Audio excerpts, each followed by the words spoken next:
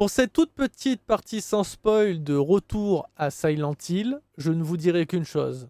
N'allez jamais et ne téléchargez jamais Retour à Silent Hill, qui est une des pires adaptations de jeux vidéo qui m'a été donné de voir. Christophe Gans a chié sur l'histoire de Silent Hill 2. Parce qu'il a décidé de la réinterpréter à sa façon. Et il la réinterprète d'une manière horrible qui rend tous les personnages antipathiques. Il n'y a aucune tension. Les scènes s'enchaînent sans aucune cohérence. Les dialogues sont creux. Le jeu d'acteur est horrible. Le casting est mal choisi. Et en plus de ça, les effets spéciaux sont ratés à cause d'un problème de budget. Mais bon, ça, on ne peut pas trop lui en tenir rigueur. Malheureusement, ça peut arriver. Mais vraiment, Retour à Silent Hill est une merde monumentale, pire que Silent Hill 3D, parce qu'il chie sur un des jeux les plus iconiques de la saga et apprécié, je pense, par la plus grande majorité des gens qui aiment Silent Hill.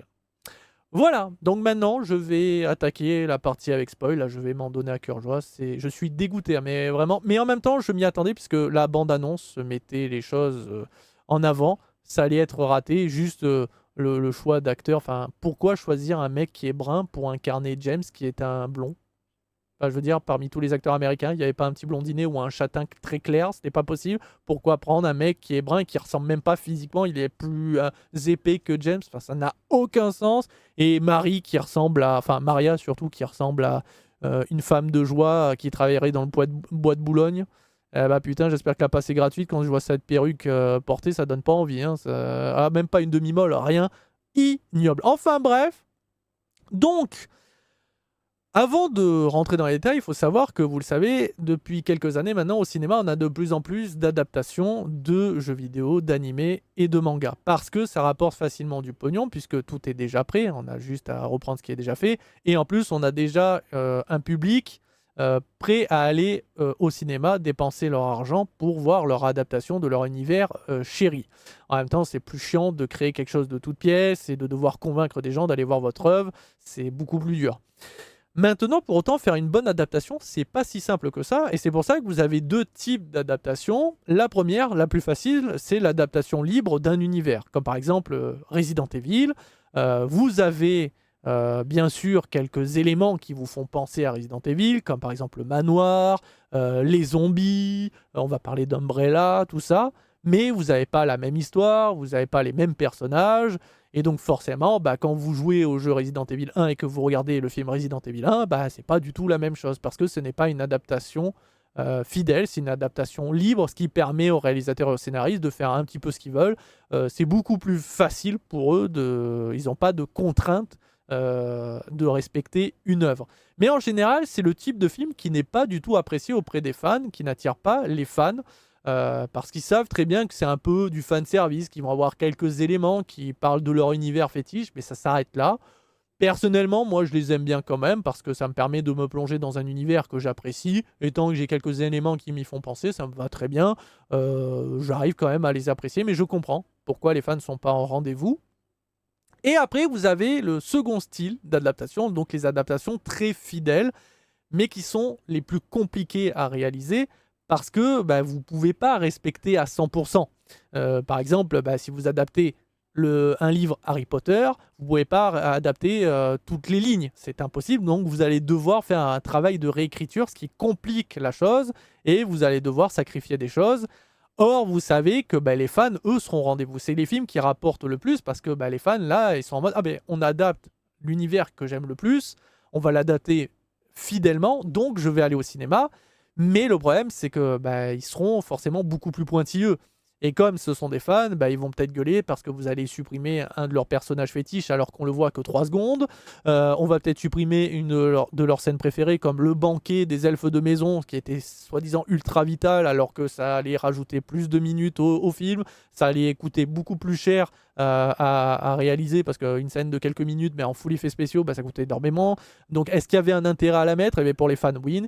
Mais pour un réalisateur et pour un scénariste, mais peut-être pas. Donc oui, c'est très compliqué de faire une adaptation fidèle, mais comme ça rapporte énormément de pognon, eh ben aujourd'hui, on a de plus en plus d'adaptations fidèles d'un univers. En tout cas, il faut vraiment respecter l'univers, l'œuvre, mais c'est très très compliqué. Et donc, pour Silent Hill, nous avons Christophe Gans, qui est donc le réalisateur qui a le plus réalisé de Silent Hill, et il a fait 2 types d'adaptations, avec le premier film Silent Hill, où il a fait une adaptation libre de l'univers, c'est pour ça qu'on n'a pas les personnages, on n'a pas le scénario, on a juste des éléments qui nous fait et nous plonge dans l'univers de Silent Hill, comme le brouillard, comme le nom de la ville, les infirmières, Pyramid Head, même la sirène iconique, les transitions entre le purgatoire et le monde fantomatique brouillard. Voilà, donc on est dans du Silent Hill, mais c'est un film qui n'a pas beaucoup marché, parce que comme j'ai dit, c'est pas une adaptation fidèle d'un opus en particulier, donc les fans n'étaient pas au rendez-vous, et c'est un film qui a quand même marché. Moi je l'ai apprécié, honnêtement il était sympathique, c'est pas un chef-d'œuvre, mais ça se laisse regarder. Bon, après, on va parler de Silent Hill 3D très brièvement. C'était de la merde, mais c'est pas de son fait. Il n'en est pas responsable. Et après, Konami a décidé de remettre au goût du jour une de ses œuvres majeures, un des opus les plus appréciés de la saga Silent Hill 2, qui a eu le droit à un remake. Et à ce moment-là, Christophe Gans, qui est apparemment un très très grand fan de Silent Hill 2, a voulu faire une adaptation au cinéma, donc une adaptation fidèle. Et ainsi, on rentre dans la seconde catégorie, celle la plus compliquée, celle où on doit respecter au minimum 90% de l'œuvre, mais la plus compliquée parce qu'il va falloir faire des coupes, il va falloir sacrifier des choses, parce que forcément, Silent Hill 2, c'est plus de 20 heures, plus de 30 heures, si on compte pas toutes les fins, bien sûr, mais voilà, c'est énorme. Et forcément, en film, tu peux pas, puisque tu dois faire un film de minimum 1h30, 2 heures, mais en fonction du budget, tu pourras pas faire 2 heures, et c'est pour ça que le film dure 1h30 et quelques. Il a fallu faire des coupes budgétaires aussi par rapport aux effets spéciaux, parce qu'il faut en mettre. Le problème, c'est qu'il n'a pas eu le budget, apparemment, il y a des gros problèmes de budget. Mais ça, on peut pas lui en tenir rigueur, malheureusement, ça peut arriver. Donc c'est pour ça que les effets spéciaux, effectivement, sont dégueulasses. Mais bon, ça, malheureusement, quand t'as pas les moyens, on va pas lui taper sur les doigts. Mais il a fallu qu'il fasse un travail de réécriture. Pourtant, pendant toutes les interviews qu'il a données, parce qu'il a essayé de défendre son projet quand même, mine de rien, il a dit et rassuré le monde entier qu'il allait faire une adaptation fidèle, qu'il allait proposer Silent Hill 2. Et quand on regarde le film, effectivement, c'est Silent Hill 2. On a les mêmes scènes, genre à un moment, on a James qui rentre dans l'espèce de chiotte, là, il se regarde dans le miroir, il fait le même geste que dans le jeu. On a la scène iconique où on a Angela qui est en train de jouer avec son couteau devant le miroir, avec le même miroir et tout. Enfin, vraiment, c'est du Silent Hill 2. On a les mêmes personnages, on a Eddie, on a Angela, Marie, Laura, James, on a tout de Silent Hill 2. Sur le coup, j'étais en mode, putain, c'est sympa, les premières minutes, j'étais en mode, c'est Silent Hill 2. Si je retire le cosplay dégueulasse de James, j'étais dedans, moi, j'étais en mode, putain, c'est classe.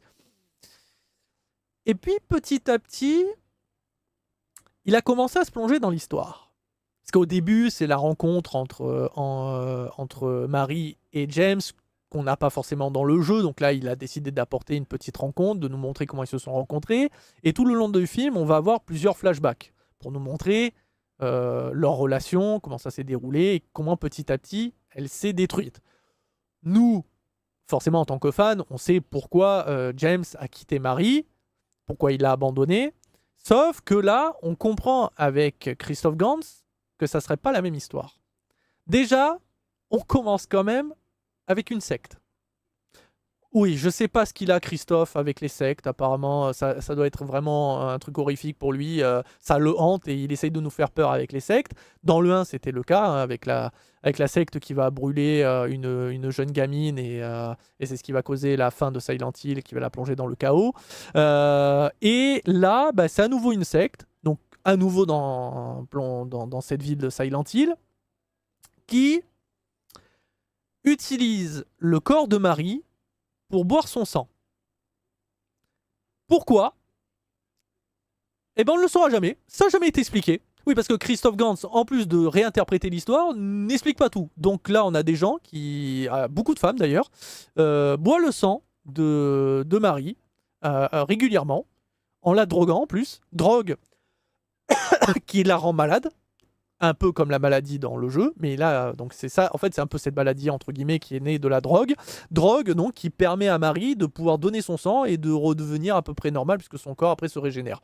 sait pas comment ça marche, on sait pas c'est quoi comme drogue, on sait pas pourquoi ils font ça, mais on s'en bat les couilles. Après tout, pourquoi l'expliquer, pourquoi avoir une justification, c'est posé là. Donc voilà. Et vous vous dites, donc c'est une vilaine secte qui manipule et tout. Non, non. C'est le père de Marie qui la drogue. Pourquoi il fait ça? On sait pas.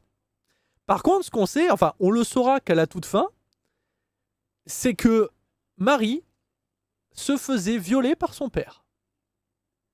Puisqu'il a décidé de mélanger l'histoire de Angela avec Marie. Donc Angela, je rappelle, cette femme qu'on croise la première fois quand on descend avec James dans le cimetière, qui va nous parler, qui va nous dire faites attention, tout ça, n'allez pas, blablabla, et qu'on va rencontrer à plusieurs reprises, dont la fameuse scène du miroir, etc. Sauf que c'est une personne réelle. Puisque ça a été dit par les développeurs et pour n'importe qui a joué au jeu, on sait que Angela, tout comme Eddie, sont des personnages réels, ce ne sont pas des illusions créées par le purgatoire pour manipuler et faire peur à James. Ce sont des personnages réels qui vivent aussi le purgatoire de Silent Hill. Et dans le cas de Angela, ben malheureusement, son purgatoire, c'est lié à son père qui l'a violée régulièrement. Et c'est pour ça que ça a donné l'une des pires créations de Silent Hill, l'un des pires monstres, avec le père fusionné avec le lit et le corps de Angela, et avec les cris. Enfin bon, bref, dans cette fameuse salle avec les espèces de phallus qui sortent des murs pour nous. Enfin, c'est pas des phallus, c'est juste des tuyaux qui ressortent, mais pour nous faire comprendre. Bon, au cas où que ça soit pas très clair.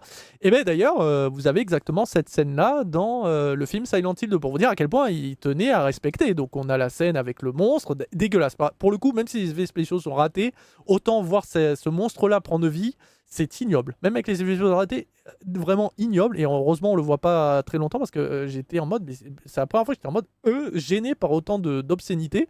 Et en plus, on a même le même décor que dans le jeu original, parce que dans le remake, il n'y est plus. Mais dans le jeu original, on a vraiment les tuyaux, enfin c'est ignoble. On a les cris, etc. Sauf que, donc, c'est Marie.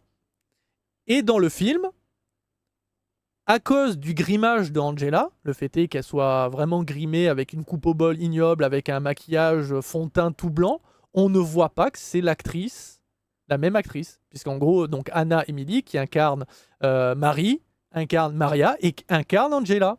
Mais si on l'avait vu que c'était Angela, on aurait su que du coup, à la fin, la révélation, c'était... Sauf que là, la révélation arrive comme un cheveu sur la soupe et on ne savait pas que c'était Marie. Et quand il l'annonce, eh ben on est en mode, mais c'est quoi cette merde? D'où ça sort? Angela, c'est pas Marie. Mais lui, il a décidé de mélanger les deux personnages pour dire, mais regardez, Marie a souffert le martyr. Elle a souffert une secte. Elle a souffert la drogue qui a rendu son corps horrible et qui va la tuer en plus, parce que ça la rend malade. Et en plus, elle se faisait violer par son père, qui l'a droguée en plus pour la donner à une secte. Alors, Christophe, si tu étais amoureux du jeu comme tu es en train de le dire, que tu nous le vends à chaque interview, toi qui dis que tu as été énormément marqué, que tu sais que c'est l'un des épisodes les plus iconiques de la saga, tu le sais que l'histoire de Marie a impacté tous les joueurs qui ont joué au jeu, parce que le fait est juste qu'elle tombe grièvement malade par une maladie qui détruit son corps, qui la rend repoussante pour James, et qu'elle se fasse abandonner par James, à l'article de la mort, avec toutes les souffrances qu'elle vit par rapport à son corps et sa maladie, suffit largement à ce qu'on soit peiné pour elle, qu'on ait énormément d'empathie et attristé de savoir ce qu'elle va vivre, en plus avec le purgatoire, et en plus par rapport à l'abandon de James. Pas besoin de rajouter le viol, pas besoin de rajouter l'histoire de Angela, pas besoin de rajouter l'histoire d'une secte. Alors oui, tu as décidé de réinterpréter, mais est-ce qu'il y avait besoin de rajouter autant de conneries? Vraiment, ça ne rend pas plus empathique Marie. Et le pire, c'est que c'est tellement mal écrit que Marie n'est même pas empathique dans le film, parce qu'elle est antipathique. Puisque la blague dans ce film, c'est que James va rencontrer Marie par hasard après presque un accident de voiture. Et en fait, on comprend que Marie veut partir. Alors, au début, on ne sait pas pourquoi, mais en fait, elle voulait fuir Silent Hill. Sauf qu'en rencontrant James, elle décide de repartir à Silent Hill. Au final, elle fait l'effort pour James de repartir là où elle se fait séquestrer par une secte. Hein. Enfin, séquestrer, il la laisse un peu en liberté, mais on comprend que voilà, il la manipule, etc. Et qu'après, dans les flashbacks qui suivent, James va découvrir la vérité. Il décide de partir, enfin, il dit viens Marie, on se casse, on part, et elle est en mode non, on partira pas, je reste, c'est toi qui comprends rien, c'est ma famille, bla. Et t'es en mode, mais what the fuck? Donc tu voulais partir, t'as voulu fuir d'un danger, d'un père qui te violait et tout, et là, au final, tu reviens et tu décides de rester, et en plus, t'en veux à ton mec de vouloir partir, alors qu'en plus, elle garde la... Alors, je sais pas si j'ai bien compris, mais je crois que c'est la tête de son bourreau, puisqu'elle a la tête de son père dans un coffre qu'elle garde et qu'elle commémore. Père qui l'a violée. Et je devrais être empathique pour cette meuf. Ça n'a aucun sens. Il a réussi à rendre une meuf aussi antipathique alors qu'elle a vécu des souffrances horribles. Ça n'a... C'est un sketch. C'est incroyable. Et ils sont 3 dans le scénario, parce que je ne l'ai pas dit, mais parce qu'il y a Christophe Gans à l'écriture, à la réécriture, pardon, de Silent Hill 2, mais ils sont 3 pour la réécriture de cette merde. Ils ont réécrit l'histoire de Silent Hill 2, qui est une histoire poignante d'une femme qui souffre d'une maladie et qui va se faire abandonner par son homme, et d'un mec qui va vivre un purgatoire horrible et qui va rencontrer des gens qui ont des souffrances totalement à l'opposé de lui, mais très, très variées, avec par exemple Eddie qui... les maltraitances, les agressions physiques, les moqueries, etc., qui le rend après totalement fou et qui va vouloir s'en prendre à James, et Angela qui a vécu les sévices de son père. Je suis navré, mais pourquoi vouloir faire de la réécriture sur ça? Reprendre l'histoire de Silent Hill 2, c'était se garantir d'offrir une bonne adaptation et une histoire qui marche très bien. Alors oui, après, tu aurais pu réinterpréter en mettant peut-être l'histoire de la secte en plus par rapport à la ville de Silent Hill qui a donné vie au purgatoire. Tu aurais pu faire ça, pourquoi pas, ça aurait rajouté un plus, mais pas besoin de faire en sorte que Marie devienne une meuf qui n'a aucune émotion, qui garde la tête de son père qui l'a violée, qui l'a droguée, et la secte en plus. Mais bref, de toute façon, le jeu d'acteur n'aide pas à ce qu'on soit touché par James ou Marie ou qui que ce soit. James, en plus, navré, mais il n'est pas touchant. Quand tu le vois découvrir la vérité au fur et à mesure, t'es en mode, mais t'as l'impression qu'il il est en mode ah bon, j'ai fait ça, oh là là, triste, mince. Et à la fin, genre, il a jamais peur de rien, ou alors quand il court, tu n'as pas l'impression qu'il a peur, qu'il stresse, ou voilà, tu le vois pas plus impacté par ce qu'il vit, alors qu'il vit des trucs horribles. Même quand il rencontre Angela, alors qui est entre guillemets Marie, mais là il le sait pas lui, et nous non plus d'ailleurs, il est pas plus impacté quand il essaye de lui retirer le couteau en tout cas, et qu'elle le fait, non, me touche pas, il est en mode ouais ok bon bah tchou ça. Essaye de montrer que genre, mais attends, mais essaye de la convaincre, essaye d'avoir un dialogue qui montre de l'empathie. Non, le mec, il en a rien à foutre, il se barre, il n'a aucune émotion.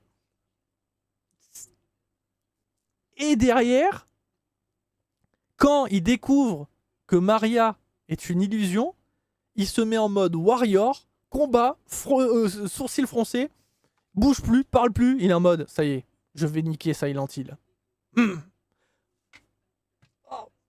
Ah, c'est raté. C'est raté, putain, mais c'est... Vraiment, Christophe Gans nous a chié dessus, nous les fans de Silent Hill 2, mais pas qu'à nous. Il a chié sur les scénaristes de Silent Hill 2. Ok, Silent Hill, la saga, hein, est sujet à beaucoup d'interprétations et de réinterprétations de chacun d'entre nous quand on joue au jeu et quand on rejoue au jeu, parce qu'en fonction des différentes fins, on peut interpréter les choses différemment, même en rejouant au jeu. Chaque monstre est une interprétation et c'est pas toujours facile de les comprendre, même avec différentes vidéos YouTube de gens qui vraiment ont passé des mois et des années à essayer de comprendre tous les messages de chaque monstre, de chaque dialogue, de chaque machin. Même ça n'aide pas toujours à comprendre parfaitement c'est quoi Silent Hill, le fonctionnement de Silent Hill, du purgatoire, que représente chaque monstre dans chaque jeu. Enfin, c'est très compliqué, mais c'est ce qui fait la beauté de ces jeux. Et les devs, les scénaristes des devs, se sont donnés vraiment du mal pour écrire des histoires quand même touchantes, passionnantes, euh, qui, qui nous, qui nous travaillent le cerveau quand même. Donc il fallait respecter ça. Et là, Christophe Gans est pour moi pas quelqu'un qui a joué au jeu, ou s'il a joué au jeu, il l'a pas terminé. Et s'il l'a terminé, il est vraiment très con, parce qu'il a vraiment rien compris à Silent Hill 2. Et ok, il a le droit de réinterpréter, il a le droit de vouloir créer son histoire. Mais à ce moment-là, tu ne reprends pas scène par scène. Tu ne reprends pas les personnages. Fais quelque chose comme le premier film Silent Hill. Et tu t'inspires de Silent Hill 2. En reprenant peut-être la même ville, en reprenant quelques passages par-ci par-là. Mais reprends pas autant pour déformer après. Parce que c'est ignoble ce qu'il a fait comme travail de réécriture. C'est honteux pour les personnages, pour Angela, la pauvre, et même pour Eddie d'ailleurs. Parce que je ne l'ai pas dit, Eddie, Eddie, on le voit 3 minutes. Alors peut-être qu'il devait avoir plus de scènes, mais à coupe budgétaire, etc., du coup on les a supprimés. Mais Eddie, on le voit 3 minutes au début, jusqu'à la grille où on voit Laura qui doit normalement récupérer les clés et les cacher. Mais là, c'est différent, la scène est un peu différente. Là, en gros, il y aura juste une altercation entre James et Eddie, où James, il dit, mais t'es un gros con parce qu'il a fait peur à Laura. Et donc là, Eddie montre par rapport aux insultes qu'il a subies, donc ce fameux passage. Et là, il est en train de tabasser James, et après, il se barre, et on le reverra plus jamais. Mais je pense qu'après, derrière, on devait le revoir. Mais ouais, voilà, il y a des gros problèmes d'écriture, il y a des gros problèmes aussi de transition, où on va avoir un moment, la scène où on a James qui, à un moment, fait une espèce de crise, presque une crise d'épilepsie devant une télé. Il voit des flashbacks, et en gros, c'est des flashbacks où sa femme, donc Marie, se fait triturer de la peau, arracher la peau, boire le sang par la secte. Et on la verra un peu plus tard, cette scène en full. Là, c'est juste des flashbacks. Et en gros, après cette scène où après il appelle sa psychologue, parce qu'en plus il est suivi par une psychologue, ce qui fait clairement penser aussi à The Evil Within. D'ailleurs, il y a la musique, alors je pense qu'elle est aussi, je me rappelais pas qu'elle était dans Silent Hill 2, ou dans Silent Hill tout court, mais il y a la musique, pour ceux qui ont joué à The Evil Within, où quand on rentre dans l'espèce de hub avec l'infirmière, qui sert un peu de psychologue aussi, il y a une musique, vous savez, c'est la même. Et je me suis dit, est-ce qu'il n'a pas fait un petit clin d'œil aussi à The Evil Within? Peut-être, j'en sais rien, mais en tout cas, voilà. Et donc, il y a la transition, juste après le coup de la télé, ce flashback et l'appel. Hop, transition de nulle part où il croise Angela devant le miroir. On sait pas comment, comme ça. Il y a des transitions très bizarres. Après, encore une fois, peut-être que des scènes ont été coupées, voilà. Ou tout simplement, c'est juste très mal réalisé parce que, navré, hein, autant on a l'ambiance de Silent Hill 2, autant effectivement avec les effets spéciaux, c'est vrai qu'il y a cette ambiance part un petit peu en cacahuète parce que la ville en full effets spéciaux, c'est raté hein, malheureusement à cause du budget, mais bon voilà. Autant la réalisation est dégueulasse. Hein. Je trouve que le travail dans le premier film Silent Hill était plus réussi qu'ici. Hein. Là vraiment c'est très très mal réalisé. Il y a des choix artistiques très étonnants, dont les choix en vue FPS. Parce que oui, à 2-3 moments, pour quelques secondes, Christophe, pardon, j'allais dire James Gans, Christophe a décidé de passer la caméra en vue FPS pour être dans les yeux de James quand il court dans la ville de Silent Hill avec les monstres, etc. Alors déjà que les effets spéciaux sont dégueulasses, mais mettre ce genre de choses, ça aide pas aux spectateurs d'apprécier le film parce que ça bouge, que ça saccade, que limite on perd même des FPS par moment. Je ne sais pas comment c'est possible, mais il y a des espèces de pertes de FPS sur l'image, comme dans un jeu, comme dans le jeu d'ailleurs à des moments. C'est pas, je crois peut-être un clin d'œil pour le jeu vidéo. Mais oui, il met la vue en vue à la première personne. Ça ne rend pas bien, ça donne même presque un peu envie de vomir par moment. Ça ne sert à rien. Et en plus, surtout, ça ne fait pas hommage à Silent Hill, puisque Silent Hill, c'est en vue à la troisième personne, ou en vue du dessus en caméra, mais pas en vue à la première personne. Je sais pas ce que... Voilà, il s'est dit, tiens, je vais donner quelques plans différents. Alors là, c'est en tant que réalisateur, tu te permets quelques folies, d'apporter un point de vue différent, ce qui est notable et louable. Le problème, c'est que là, ça n'aide pas au vu des scènes. À la limite... de montrer en vue à la première personne sa première rencontre avec Pyramid Head, pourquoi pas. Quand par exemple cette fameuse scène iconique où Pyramid Head viole les mannequins, en viol à première personne, on le voit en plein pot de proche, cette scène-là aurait été cool. Ah oui, d'ailleurs, elle n'y est pas. Elle a été remplacée. Oui, parce qu'il adapte parfaitement, il met des scènes totalement copier-coller, mais là, il a décidé que Pyramid Head ne viole pas, il tue une meuf araignée. Meuf araignée qui, je crois, est un boss de Silent Hill, mais je me rappelle plus exactement, peut-être pas, mais je dis peut-être une connerie. Mais en gros, là, là, Pyramid Head va juste mettre la meuf araignée sur la table et là, lui écraser le ventre.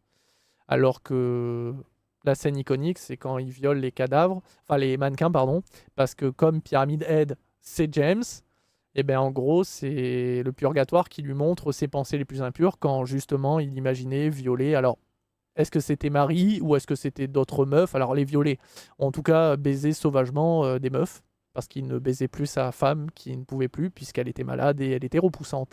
Voilà. Parce que oui, dans Silent Hill 2, le purgatoire est un message, fait passer des messages par le biais des créatures, par le biais de Pyramid Head, et c'est des messages importants de montrer dans le film, et pas de les déformer comme il a déformé tout le reste. Alors oui, peut-être que vous allez apprécier, peut-être que vous allez comprendre et accepter la vision et la réinterprétation de Christophe, pardon, putain, Christophe de Silent Hill 2. Mais je trouve que quand on décide de faire une adaptation fidèle, le plus fidèle possible, comme j'ai parlé d'Harry Potter, on peut pas faire une adaptation à 100%, on doit respecter quand même l'histoire. C'est surtout l'histoire le plus important. Et là, de chier autant sur l'histoire, je trouve ça vraiment honteux de la part de Christophe qui, pour nous a pas offert une bonne adaptation de Silent Hill 2. Il a juste décidé de prendre ce qui a un peu marché dans Silent Hill 2 et de le faire à sa sauce et de montrer qu'il peut être un bon écrivain, et ce qui n'est pas le cas. Voilà, enfin, qui ne sont pas le cas, parce qu'ils étaient 3, je le rappelle. Bref, je ne vais pas continuer à en parler plus, ça a été bien long, parce que là, j'ai voulu expliquer chaque détail, ce qui m'a posé problème, mais j'ai passé un très mauvais moment, le rythme est très lent, il ne se passe rien, ça ne fait jamais peur, d'ailleurs, il n'y a que des jumpscares, parce que oui, en même temps, vu qu'il n'y a pas d'ambiance, il faut mettre des jumpscares, et c'était juste chiant. J'ai passé un trop mauvais moment, je ne le reverrai jamais, et vous savez quoi, je pense que je préfère revoir Silent Hill 3D que voir à nouveau Retour à Silent Hill, qui m'a vraiment dégoûté de Christophe Gans, qui, je pensais, était quelqu'un qui aimait Silent Hill, qu'il avait prouvé quand même, mine de rien, avec le premier film, qui avait une bonne adaptation de l'univers. Et là, je m'étais dit, il allait faire une bonne adaptation de Silent Hill 2, c'est pas le cas. Bref, enfin, ça reste une bonne adaptation, si on va par là. C'est comme Minecraft, c'est bien l'univers, c'est bien Silent Hill 2. Non, c'est vrai. Non, pour le coup, il a fait une bonne adaptation, mais il n'a pas fait un bon film. Voilà. Donc je lui donne une note de 0 étoile sur 5. Donc je pense que ça sera mon top 3 des pires films de cette année. Je pense même que ça sera mon pire film de cette année 2026. Mais attention, on n'est pas à l'abri d'une surprise.